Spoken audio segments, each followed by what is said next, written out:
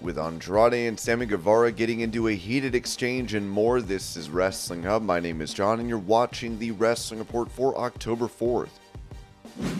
Before we get into the rest of the video, make sure you subscribe to Wrestling Hub and turn on all notifications to stay up to date with everything in the world of pro wrestling. Also, don't forget to follow us on Instagram at Wrestling Hub Official and follow us on Twitter at Wrestling_Hub.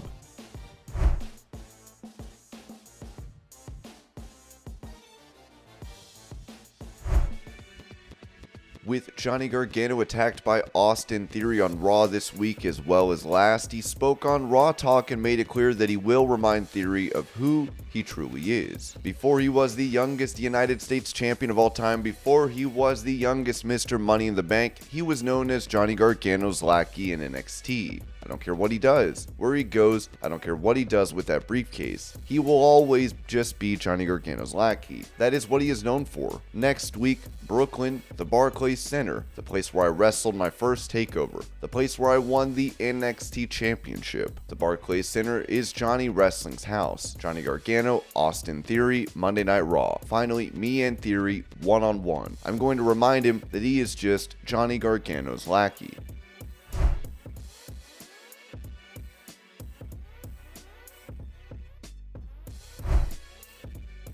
During an interview with Chris Van Vliet, owner of American Top Team Dan Lambert touched on his involvement with AEW and why he's disappeared from programming. About 2 months ago, we finished up our feud with the Men of the Year. We had Scorpio Sky drop the belt to Wardlow. Sky was going to take a couple months off because he had a knee injury that needed to heal. Ethan Page was being repackaged so he could do what he is doing now with the Firm and with MJF. So I thought that it was a good time to wind down. I thought that I was getting stale. The reactions were still good, but I just grabbed Tony Khan after the show and said that I think this has run its course. I don't want to go backwards or overstay my welcome. He was like, yeah man, sure. If you have an idea for something in the future, then come back, then sure, whatever, call me. If Tony called me tomorrow and had a good idea and I liked it, then sure, I'll do it.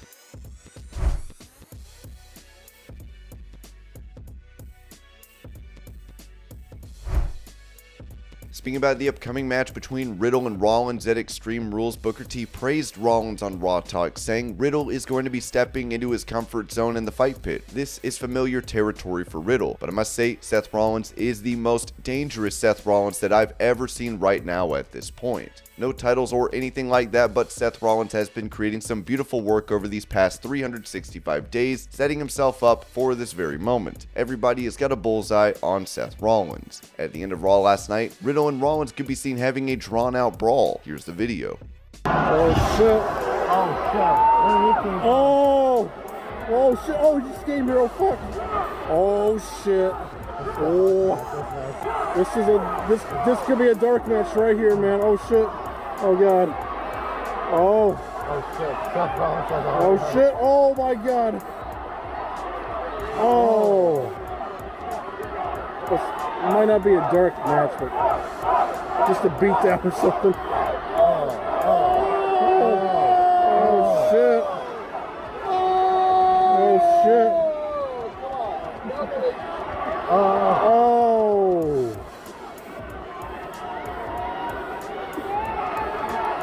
Oh shit!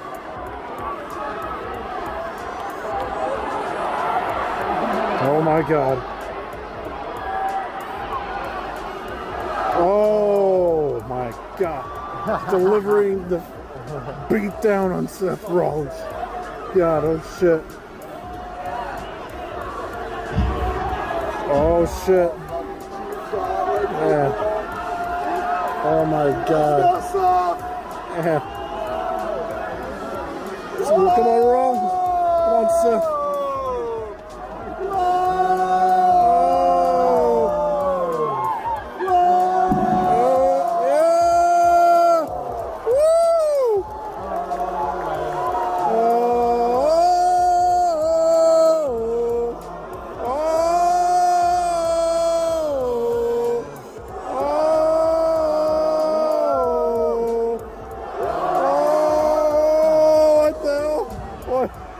Oh shit! Oh! RKO! RKO! Yeah!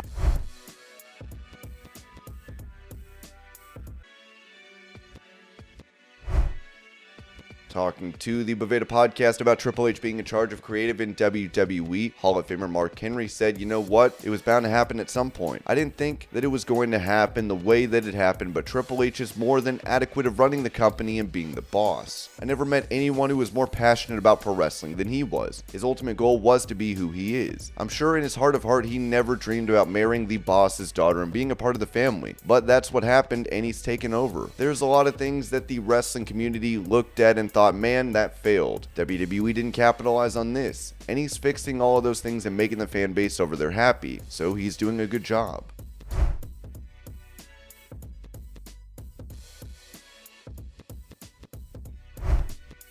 With him claiming to be focusing on a library for a streaming deal, AEW President Tony Khan said this on the My Mom's Basement podcast. "I'm going to continue to work to make sure that the great library we're building is available to the fans in the best possible way. Just getting it available would be a really good start. It would be very easy to just slap them all up there. I got other stuff that people have never seen. For example, a great wrestling show that I'm sitting on that's a pay-per-view that nobody's ever seen, In the House Always Wins 2021. It is an awesome show. People came out and were like, that is a pay-per-view. Well, we actually did it with a commentary. I guess a good thing to consider it too would be like, I told the people there this is like an ECW arena show because it's like a tape that eventually people will see, and you were all seeing it like a house show, but we were recording this with commentary. Tony Schiavone was on commentary and we had a great thing going. The first half of the show Eddie Kingston did, and then Eddie went out and wrestled the second half. Then also in the first half of the show there was a battle royal, and the winner of the battle royal wrestled Darby at the end of the show. Then I told the crowd that I've got two people in the battle royal picked out to do commentary in the second half while Eddie wrestled because we had a small crew. There's a wild ending and a bunch of great matches, a lot of the biggest stars in AEW, and it's really fun with some great matches. That's in the library, it's cool. The Jericho Crew shows are in the library. There's some other really fun things that we've never released in shows that I'm just saying, hey, I'm going to hold these because I think they're great assets."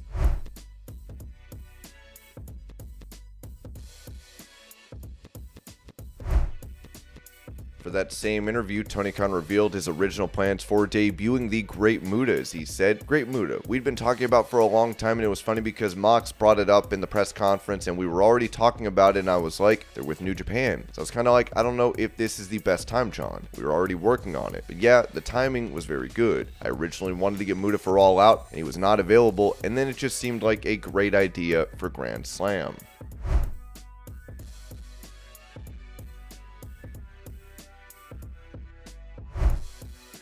With Kenny Omega previously facing and defeating Andrade for the AAA Mega title, Dave Meltzer revealed on Wrestling Observer Radio the original plan. At that time, Kenny Omega was very open to losing to Andrade, losing the championship to Andrade. At first, the original booking plan was for Andrade to win, and then AAA decided that Andrade was, I guess it was the price that he was asking. And with the price he was asking, they figured they would rather have Kenny Omega win. So Omega won the match even though Flair was there and everything like that, and I don't believe Andrade worked again, but he has not worked some recent shows there. Also, working for AAA meant he couldn't go to New Japan. I know he would like to go back to New Japan. When he was younger, he held the Intercontinental title there. He feuded with Shinsuke Nakamura. He was very disappointed when he went to WWE because he thought Andrade could have been a major superstar in Japan.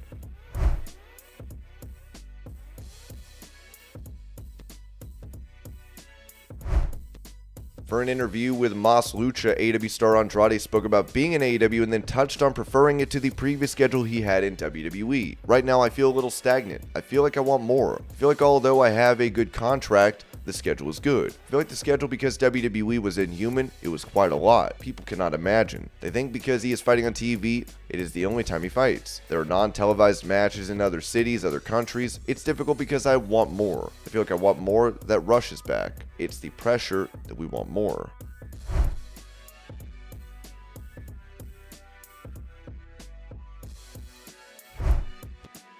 In that same interview, Andrade touched on an issue he had after a match with Sammy Guevara, with the latter claiming Andrade was stiff during the bout. I had an issue with him because he once came to the locker room and complained that we hit him too hard. It's wrestling. Solve it in the ring. If I hit hard, hit me hard too. I learned that he came in and that he accused me like a little girl. After I learned about it, I spoke to him and asked him if he had an issue with me, but he said he did not, and that's all there was to it. It's funny because not even in WWE. For example, Sheamus likes to hit, and all my respect for him because he loves to hit hard and loves the strikes. He is wild. Even The Miz likes to throw strikes. Not even John Cena complained about me. So if he did not complain, imagine this kid who is just starting. But there's that. Last night, Guevara wrote this to Andrade on Twitter: "You were a jobber, a favor hire. Be grateful." Andrade responded writing, "I said it to your face if you had a problem with me and you said nothing. I won't beat your ass because I'm a professional. Don't be scared. When I say something, I name names, and I'm not scared to get fired. Hashtag Sammy." Going over the highlights of that Andrade interview, Microman Fever provided a recap, writing, "They are hyping the mask/release match first, then said he's happy to see Rush get in the company. He did everything he could to get him in."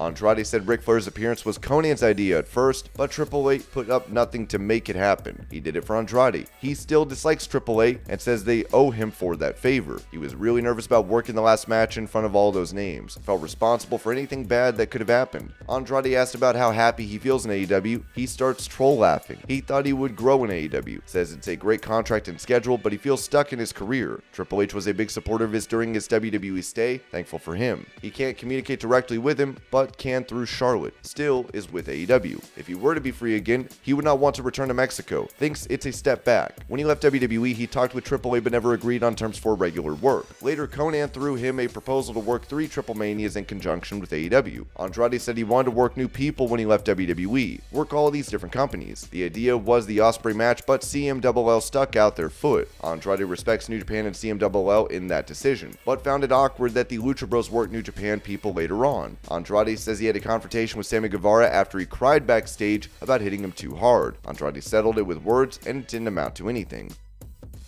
And this was your pro wrestling news update. I hope you're all having a great day. Thank you so much for watching, and I'll see you later.